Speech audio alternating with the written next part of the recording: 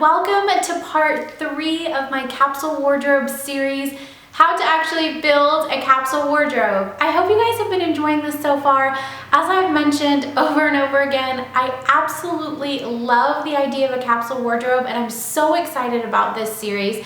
So if you haven't caught parts 1 and 2, I'll have them linked down below. Part 1 is just a brief introduction to the capsule wardrobe and some of the benefits, and part 2 kind of talks you through how to find your personal style.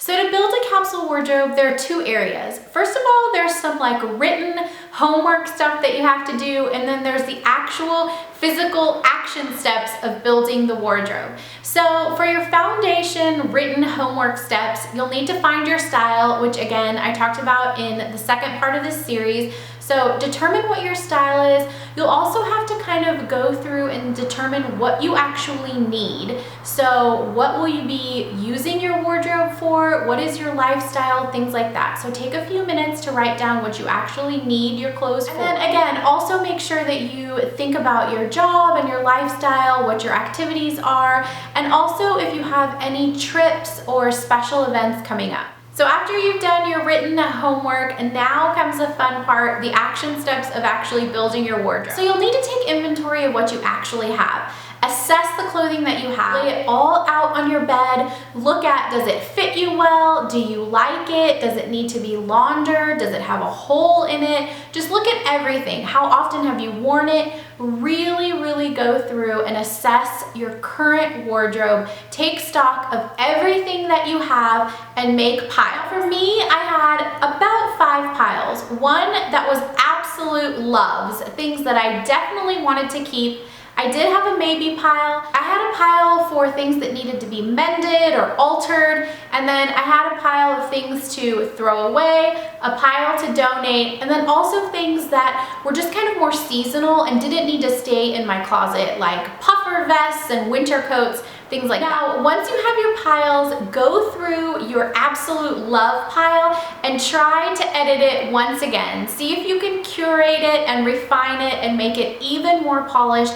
See if there's anything else you can get rid of that love pile. So if there is, toss it or donate it or do whatever you want to do, but try to really pare down your love pile.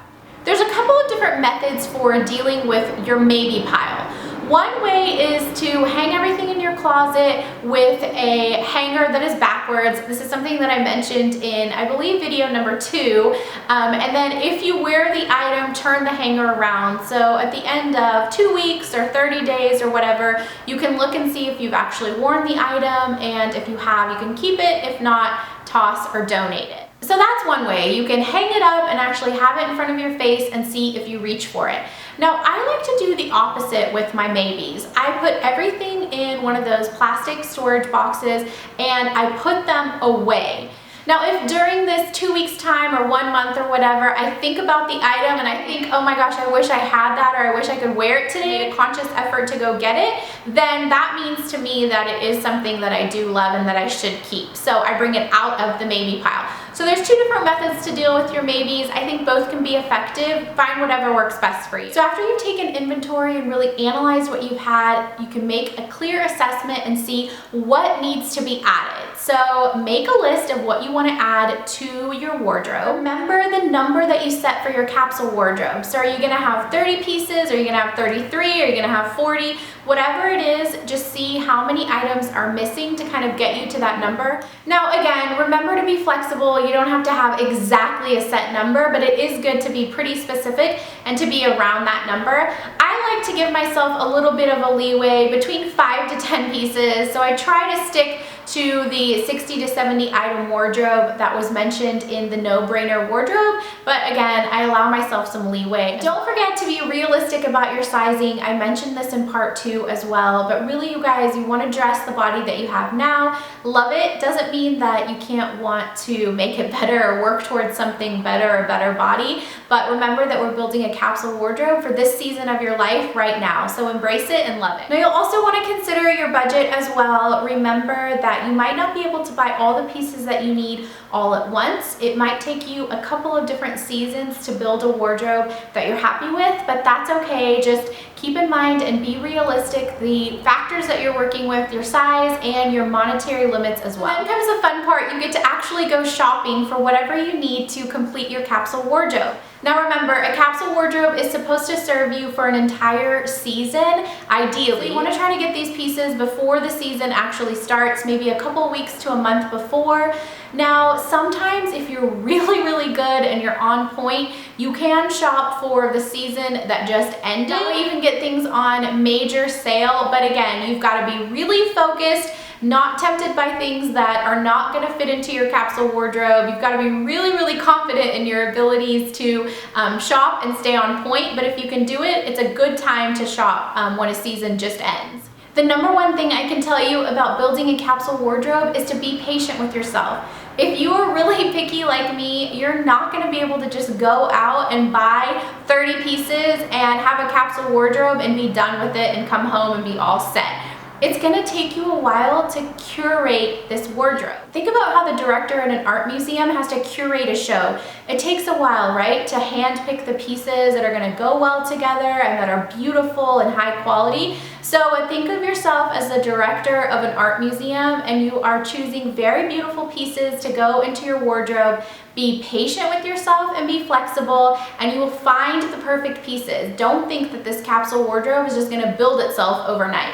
Also remember to personalize your capsule wardrobe. This is for you. These are the clothes that you're going to be wearing every single day. So make sure that it suits you and suits your lifestyle. Remember that that number is arbitrary. It's a good starting point and it's a good guide, but it doesn't mean that you have to stick to it. If you have 31 pieces in your capsule wardrobe, you're going to be just fine. Another way to personalize your capsule wardrobe is to not include shoes and jewelry. That was something that I did not want to put in my number of 60 to 70 items. So I feel like I have a little bit more leeway when it comes to shoes and jewelry. Now again, I am still implementing the idea behind it into my shoes and jewelry, so I'm trying to be more simple and minimalistic and really have, again, shoes and jewelry that work well together and that mix and match, but again, I'm not including those in my number. So one of the things that I was really concerned about was, what if I get bored with my capsule wardrobe? What if I start to hate the pieces because I'm wearing them over and over again? What am I gonna do?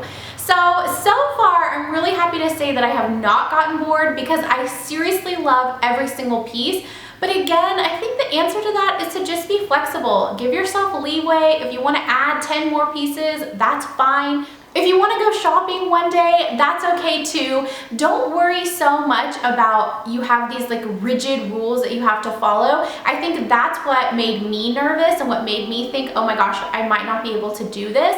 But if there was something that I really wanted to add, then I would just do it. Again, I did want to stick with the spirit of a capsule wardrobe, so I didn't go too crazy. I tried to be true to the number that I had set for myself and for the principles behind it, because in reality, it was just more helpful for me and it was really more beneficial for me in the mornings if I stayed true to it. But I was, again, flexible with myself, and if I got bored or if I was tired of wearing something or I really wanted to go shopping, then I just let myself do it. If you feel like you need more structure and you don't want to have so much leeway, then set a limit for yourself and allow yourself a 5-piece kind of give and take if you want to add some pieces in if you're getting bored. So that's it, you guys. Building a capsule wardrobe is really quite simple. You've just got to follow a few basic rules, take a good assessment of your closet and what you have in your current inventory, and add only the pieces that are truly necessary. And I really believe that implementing a capsule wardrobe is going to make your life so much easier. Again, I really want to hear from you guys. Show me your closets, show me the befores and the afters, show me your outfits of the day. I really want to hear from you guys. Let me know if you're doing a capsule wardrobe, what things you're including, any tips that you have. Don't forget to hashtag everything with MayBadCap so I can find you guys on Instagram and Twitter. I hope you guys have enjoyed these videos in the series so far. If I decide to add any more, I'll definitely let you guys know. If you have any requests of videos you'd like me to add to this capsule wardrobe series, then please let me know as well. I know I've already had some requests for me to show what my capsule wardrobe for the upcoming season is, so I will work on that video for you guys as well. If you have any other questions or requests, be sure to leave them below or tweet me and I will try my best to answer. I hope you guys have enjoyed this. Thank you so much for watching, and don't forget to hashtag everything MayBadCap. I'll see you guys soon. Bye. But in today's video, I want to talk to you guys about finding and really defining your style. Now, as I've shared with you guys in the past,